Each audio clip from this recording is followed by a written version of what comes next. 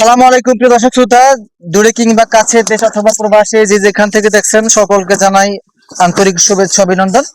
আমি মূলত চলে আসলাম আজকে ঘাসের জমিতে। দর্শক দেখতেই পাচ্ছেন, এটা হচ্ছে যারা ওয়ান হাইব্রিড ঘাস।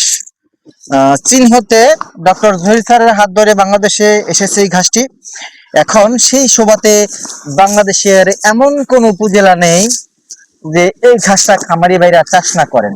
বিশেষ করে আমরা কয়েকজন তরুণ উদ্যোক্তা, আমি শরীয়তপুর থেকে মোহাম্মদ শহীদুল ইসলাম, আহ এই ঘাসটা 3 বছর যাবত চাষ করছি। আমি শুধু এই ঘাসটাই না, আমার কাছে রয়েছে Indonesian smart Napier, American Guatemala, Taiwan hybrid এবং এই ছাতা ঘাস।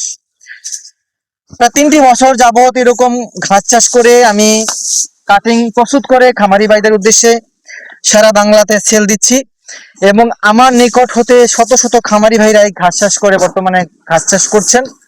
আপনারা জানেন, এই ঘাসটি কিন্তু একবার চাষ করলে অনায়াসে প্রায় 5-7 বছর ফলন পাবেন। সেই ক্ষেত্রে আপনাকে দর্শক উঁচু জমি নির্বাচন করতে হবে, উঁচু জমি নির্বাচন করতেই হবে। কারণ এটা বিশেষ করে উঁচু জমিতে যদি আপনি চাষ করেন, মাসের পর মাস কেটে খাওয়াবেন, বছরের পর বছর এটার স্থায়িত্ব পাবেন।